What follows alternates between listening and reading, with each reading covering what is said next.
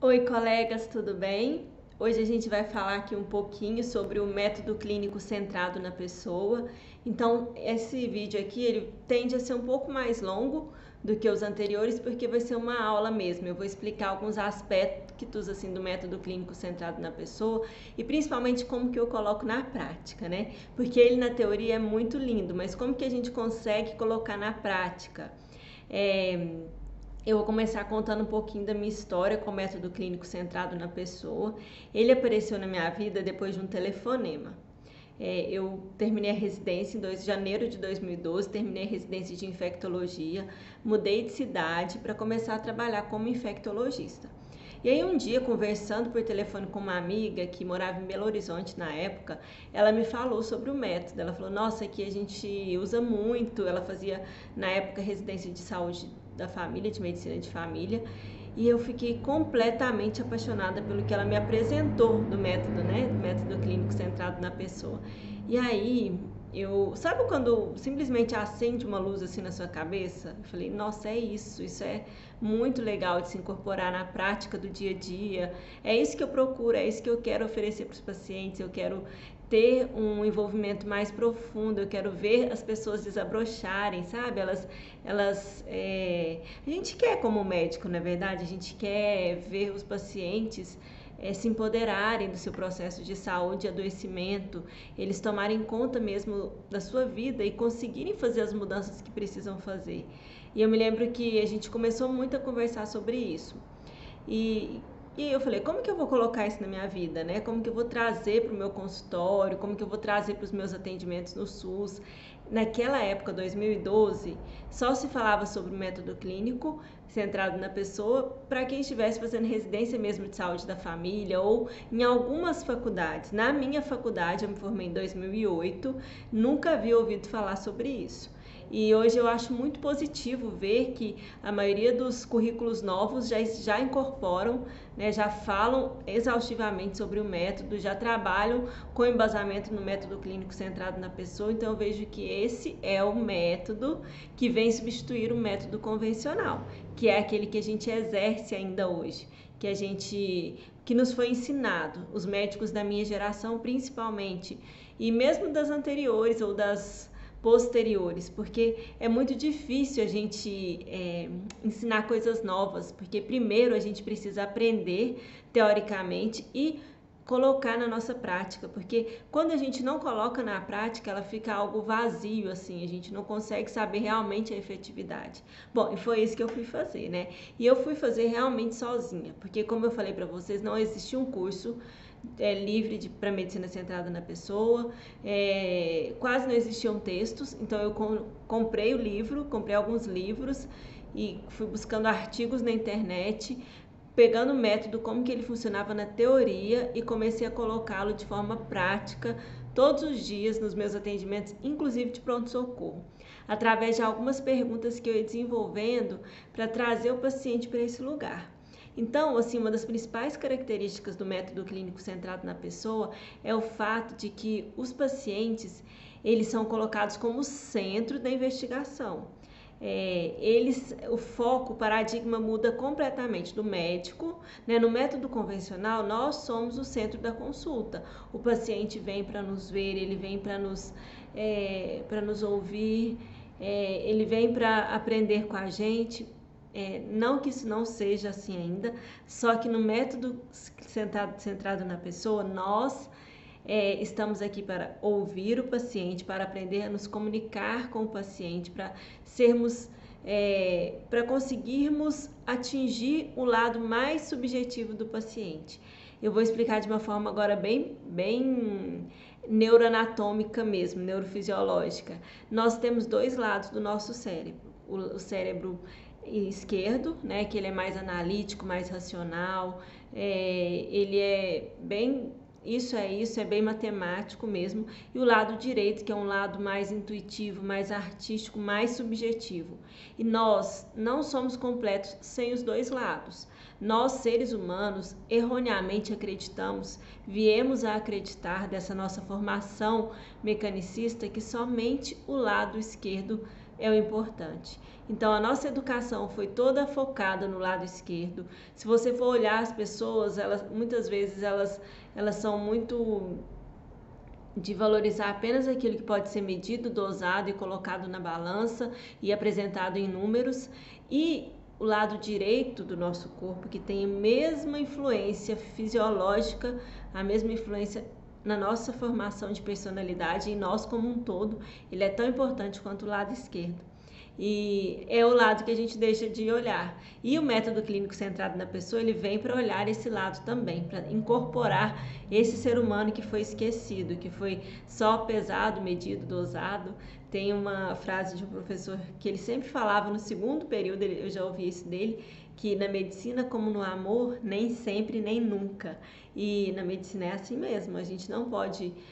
a gente não sabe o prognóstico, a gente pode até saber o diagnóstico, mas o prognóstico a gente tem uma leve ideia baseado nas estatísticas de como a maioria das pessoas caminham, mas sempre tem aqueles que saem da curva. As taxas de mortalidade de câncer de cabeça de pâncreas são altíssimas, mais de 98%, mas sempre tem os 2% que se salvam. Então a gente tem a nossa ciência funciona estudando os 98%.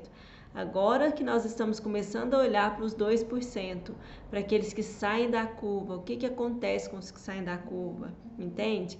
Então, nem sei porque eu falei disso aqui agora, mas só para apresentar para vocês que o método clínico centrado na pessoa, ele tem uma forma analítica de ver, mas ele é principalmente para entender esse lado direito do cérebro, esse lado subjetivo, e incorporar esse ser humano que tem lado esquerdo e lado direito. Ok?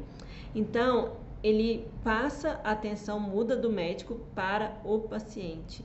E esse paciente é o que vem para somar e para trazer as respostas que a gente precisa através de uma anamnese que é focada realmente na pessoa, que é diferenciada, uma anamnese que você vai perguntar de uma forma ampla e o paciente ele vai precisar aos poucos se sentir seguro para aquela nova abordagem, mas com o tempo, e com muito pouco tempo geralmente, ele já se sente confiante em você e ele já se sente mais seguro de trazer para você tudo aquilo que precisa ser falado. Eu falo que é muito engraçado porque eu comecei a colocar na prática, né? Tem lá, vou falar os itens, né? Os caminhos mesmo que fazem parte do método clínico centrado na pessoa, os 6. E eu li aquilo de forma teórica e pensava, como eu posso colocar isso na minha consulta? Só que eu fazia muito de uma forma intuitiva. E muitas vezes muitos médicos que eu conheço fazem o método sem saber o que estão fazendo. Por quê? Porque aquilo é natural, é intuitivo, porque eles gostam de pessoas, eles fazem o seu melhor. E aí nessa conversa natural vai surgindo todos esses aspectos. Mas é muito mais legal quando a gente faz algo sabendo que a gente está fazendo e que aquilo tem um aproveitamento muito grande nos resultados dos nossos pacientes. Então eu fazia dessa forma, meio que intuitiva, sabe? E aí eu me lembro que, por exemplo, eu sempre atendi muito paciente com HIV, né? Porque eu sou infectologista, principalmente quando eu trabalhei no SUS. E eu sempre perguntava para os pacientes, a primeira coisa assim que eu perguntava para eles era: eu acabei de receber o diagnóstico, vim aqui para começar o tratamento e tal. E aí eu parava tudo e falava assim para a pessoa: e como que está isso na sua cabeça? Como que você está processando tudo isso, esse adoecimento? E se vocês forem ver, é um dos aspectos da medicina centrada na pessoa, que um dos pontos é observar a pessoa com a doença e a experiência do adoecer. Então, quando eu perguntava para os pacientes como estava a cabeça deles lidando com todo aquele adoecer, eu estava usando essa parte do método, eu nem sabia que estava usando, entendeu? Então, é muito interessante depois eu falei, não, realmente, eu estou usando o método clínico e eu vou continuar fazendo dessa forma porque tem dado certo. E quando eu fazia essa simples pergunta para o paciente, como você está se sentindo de estar doente, de ter um diagnóstico assim, que ainda traz tanta história por trás, como que está a sua cabeça lidando com isso? Quando eu fazia essa pergunta, eu abria espaço para que aquela pessoa se revelasse para mim, para que ele contasse de verdade o que o afligia naquele momento.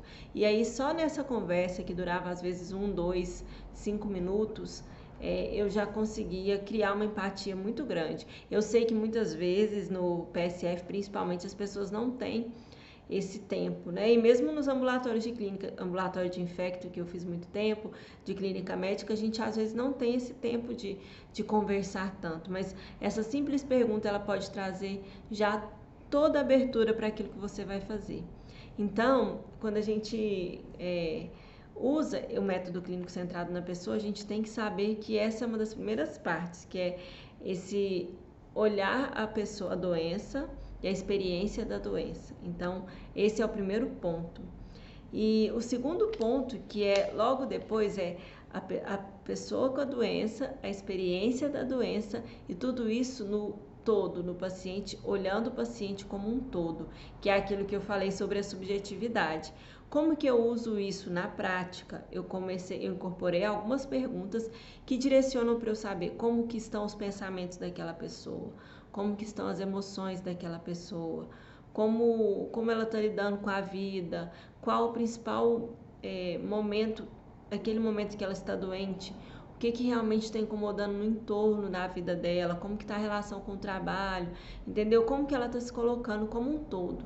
E aí vem uma boa anamnese, aí vem um bom exame físico, né? O exame físico a gente pode passar para depois, a gente ainda está na anamnese, né? Mas é esse olhar como um todo. A pessoa, ela é só um nariz? Não, ela não é só um nariz. Mesmo que você seja um otorrino e queira fazer um método centrado na pessoa, você vai fazer outras perguntas ligadas a outros aspectos da vida da pessoa, entendeu? Do adoecer, se ela tem algum outro problema de saúde prévio, se ela já fez cirurgias, quantas foram e como que ela se sentiu, se ela tem alguma alergia. Tudo isso são as perguntas básicas que a gente coloca ali nessa avaliação do todo, né? Então, o segundo ponto é a doença, a experiência da doença no contexto da pessoa como um todo, tá certo?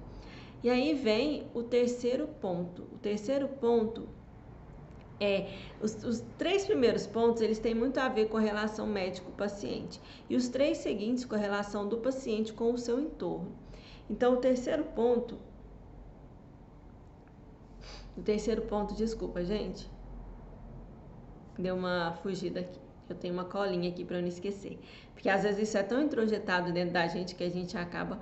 Eu vejo vendo para mim assim um paciente eu fazendo isso de uma forma prática. Então, na hora que eu vou elaborar, teoricamente, às vezes dá uma fugida. Mas o terceiro ponto é justamente elaborar um plano de saúde em conjunto. E quem sabe completamente elaborar um plano de saúde para o paciente? A gente não foi treinado para isso. Não é verdade?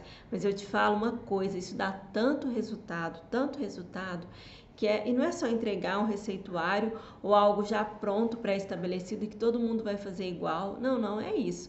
É conversar com aquele paciente.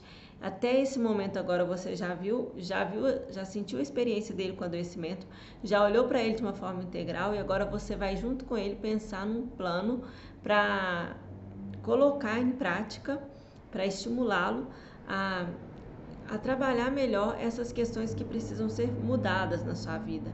E não necessariamente são somente mudanças alimentares ou mudanças ligadas ao exercício físico, por exemplo.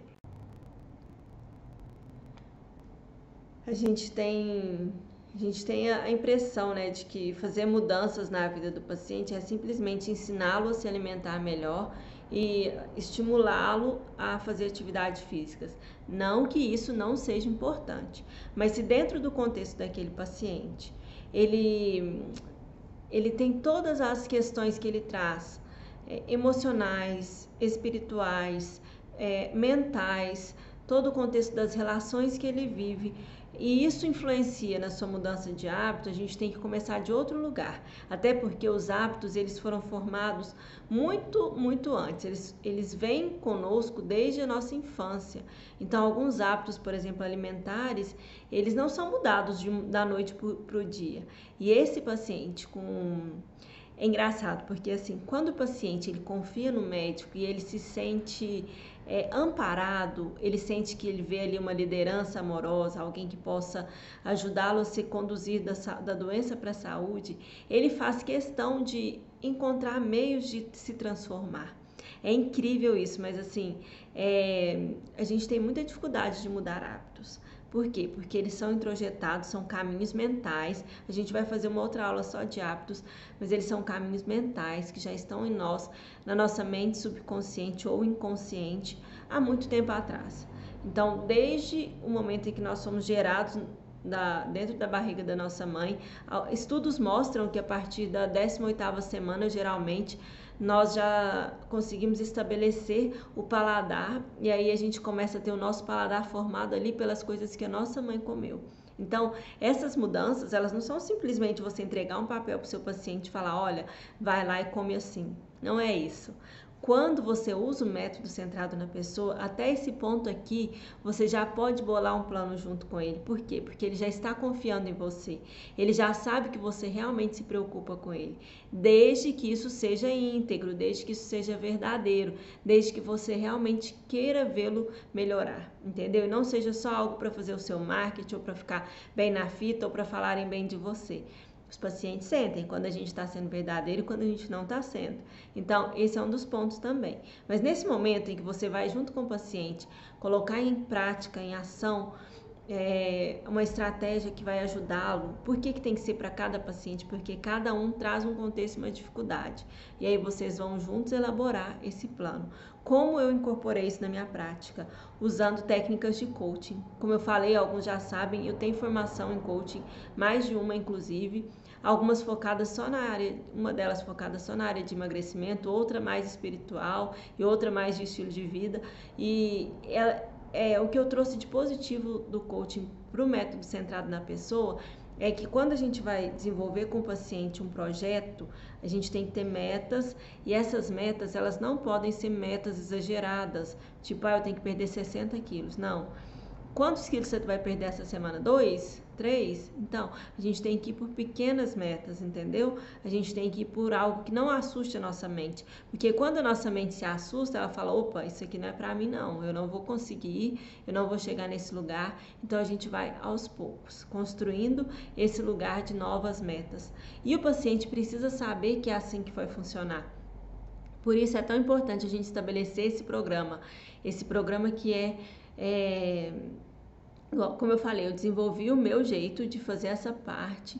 Muitas vezes não cabe só em uma consulta, então a gente chega até aqui a gente bola um plano básico e depois a gente vai montando uma estrutura de como aplicar partes desse programa para que o paciente tenha noção do que ele precisa fazer, das mudanças que ele precisa fazer. Então, realmente, nesse ponto aqui, que é o terceiro ponto, é bolar um plano, um programa com o paciente para que ele possa realmente ter um planejamento de mudança de estilo de vida. E aí a gente passa para o quarto ponto, que é a cada encontro com esse paciente, que seja estimulada a promoção e a prevenção de saúde. Então, a gente tem que como é que eu vou falar? Descaracterizar a nossa formação, que foi toda focada na doença, e olhar para a saúde. Dentro da minha especialidade, dentro da minha clínica, daquilo que eu faço, como que eu posso focar na saúde? Por exemplo, eu sou uma infecto, como que eu posso... Para mim, os meus pacientes geralmente são clínicos mesmo, são as mesmas demandas de um paciente clínico, colesterol alto, glicemia alta, triglicérides alterado, queixas de insônia, de baixa de energia, de impotência sexual, enfim. Como que a gente bola um programa de mudança de estilo de vida? Para o meu caso é esse. Por exemplo, às vezes você é uma cirurgiã vascular, alguma coisa assim, e os seus pacientes têm muitas varizes. O que pode ser incorporado na prevenção e na promoção de saúde desse paciente, entendeu? Isso não só vai melhorar os resultados do seu paciente, como vai dar um up muito grande para a sua consulta. Sua consulta, meu bem, vai valer ouro, porque ninguém faz isso. Ninguém senta com o paciente e elabora um projeto com o paciente. E quando a gente faz isso, a gente simplesmente muda de patamar. A gente começa realmente a dar ao paciente aquilo que ele precisa de verdade. E é por isso que eles sempre voltam. Eu tenho pacientes tanto de infectologia quanto de clínica, né? Dessa abordagem mais ampliada, que eles não me deixam por nada. Tem pessoas que já deixaram de mudar de cidade para não perder o contato, ou que mudaram, mas sempre vêm de vez em quando para se consultar comigo. E por quê? Porque esse vínculo é muito importante para a pessoa. Eu falo porque eu tenho para mim e para os meus filhos, meu marido também, os médicos que a gente confia. E eu não largo por nada nesse mundo. Eu sei que eu posso ir, por exemplo, na minha nutróloga e eu confio no que ela fala para mim. Às vezes eu posso até me assustar ou alguma coisa assim, falar, nossa, não queria fazer isso, mas eu confio nela e a gente conversa e troca ideia para chegar num ponto em comum. Eu confio quando eu levo meus filhos à pediatra e eu gosto dessa pediatra dos meus filhos, encontro ela onde ela estiver. Por quê? Porque é nela que eu confio, entendeu? Então, esse estabelecer de confiança que você vai desenvolver com o paciente, ninguém vai tirar. Ninguém. Por quê? Porque isso é verdadeiro. A gente sente quando a gente pode confiar numa pessoa. E se você realmente estiver ouvindo essa aula até agora, tenho certeza que você quer dar o melhor para o seu paciente. Então, isso vai ser verdadeiro. E aí não vai ter necessidade de você fingir ser algo que você não é, porque você já é. Entendeu? Então, esse quarto ponto é sempre estimular a promoção e prevenção de saúde a cada oportunidade, a cada encontro com o seu paciente. O quinto ponto é sempre aproveitar a oportunidade de estar com o paciente para desenvolver uma maior empatia, ou seja, para sentir mais o que ele sente no sentido de sentir o que ele sente no sentido, né? Ficou meio estranho, mas para poder entender mais na amplitude do contexto dele, como que é a vida dele, como que você pode realmente ajudar sem que a partir da sua verdade, porque a nossa verdade é totalmente diferente da verdade daquela pessoa que está ali na nossa frente. Então, como que a gente pode dar de forma empática, comunicarmos-nos? Então, desenvolver habilidades de comunicação também ajuda muito, porque tudo isso vai aumentando mais ainda a resposta do paciente. Como eu falei, eu sou assim, quando a gente tem um líder, um mentor, alguém que nos inspire, a gente vai melhorando porque a gente olha para aquela pessoa e fala, nossa, essa pessoa me inspira, eu vou melhorar. E aí, gente, quando o paciente cria essa relação de mentor com o médico, que o médico é mais do que só um médico, ele realmente se esforça mais, ele sabe que ele tem um estímulo para mudar, um estímulo positivo, sabe? Então, essas relações que a gente vai criar com os nossos pacientes, elas vão nos ajudar muito nesse sentido. Então, esse é o quinto ponto, desenvolver melhor a comunicação e essa relação com o paciente a cada oportunidade que ele vier. E o sexto ponto é ser realista. Esse ponto eu acho ele bom, que ele seja colocado aqui, porque a gente tem que ser realista com relação ao tempo da consulta, ao tempo de vida do paciente, as possibilidades terapêuticas que a gente tem ali naquele momento. Se a gente oferece alguma outra abordagem, por exemplo, eu ofereço meditações e florais, e eu gosto muito de explicar para os pacientes essas meditações, por exemplo, do Kundalini Yoga, que é o que eu uso, ou as meditações terapêuticas, eu gosto de trazer para os pacientes histórias que já deram certo, onde se usa, hospitais que se usam esse tipo de tratamento não convencional. Eu gosto de explicar o mecanismo de funcionamento dos florais, a história do Dr. Bap, que é algo que me preenche, que me conecta. As histórias me conectam, então eu gosto de trazer isso para os pacientes. Por quê? Porque eles vão entender melhor aquilo que você está abordando. E mesmo a medicação alopática, eu também gosto de mostrar para o paciente a importância de naquele momento ele usar aquele medicamento, mas a importância também de desenvolver novos hábitos para que, por exemplo, às vezes é um medicamento que pode ser retirado depois, para que ele possa mudar isso, para que ele possa retirar esse remédio depois. Então, tudo isso é ser realista. Olha, por exemplo, a sua doença agora, nesse momento, ela só tem essa possibilidade terapêutica. Às vezes é cirúrgica mesmo. Às vezes, não. Agora a gente poderia... O que você acha da gente tentar esse medicamento? Ou se você está com alto nível de estresse, eu também te recomendo que você faça meditações. Se você está com relações difíceis, que você mude o seu olhar sobre aquela relação, entendeu? Então, na minha consulta hoje é assim, a gente fala de tudo. Eu falo que tem paciente que sai do meu consultório com uma lista assim, tipo, escrever 10 coisas positivas sobre o meu marido todos os dias, entendeu? Tem gente que o remédio é esse, é fazer as pazes com o marido, se colocar de uma forma mais empoderada dentro da sua casa, mudar um pouco a relação com os filhos, Então tem gente que o remédio é esse, e a gente como médico, a gente vai só melhorando quando a gente percebe que pode fazer isso, que pode ajudar o paciente, que pode ajudar aquela pessoa que está ali na nossa frente. Também é observar esses outros pontos que precisam de ajuda, que precisam ser ajustados, que precisam ser olhados com cuidado. E o método clínico centrado na pessoa, gente, ele realmente é revolucionário quando ele vem para somar, né? A gente usar realmente esse olhar integral do indivíduo, a gente abordar a objetividade e a subjetividade juntos, a gente desenvolver esse projeto que é maravilhoso, que é a medicina do futuro, não, é a medicina atual já, né? Quem ainda não usa ou quem ainda não conhece, infelizmente, está ficando para trás, porque essa é a medicina de agora, é a que vai preponderar agora nos próximos 5 anos, 10 anos, a gente já vai ter uma transição total para esse método. Eu não tenho praticamente dúvida. Independente se você é um cirurgião, se você é um otorrino, se você é um clínico, se você é um pediatra, todas as pessoas, todos os médicos se beneficiam de incorporar essas medidas na sua prática. Então, se você gostou, comenta aqui embaixo para mim ou me segue lá no Instagram. Sempre a gente tem alguns conteúdos. Os meus conteúdos vão ser sempre focados em te ajudar a desenvolver melhor como pessoa e a desenvolver melhor o seu paciente, tá certo? Um abraço, até mais.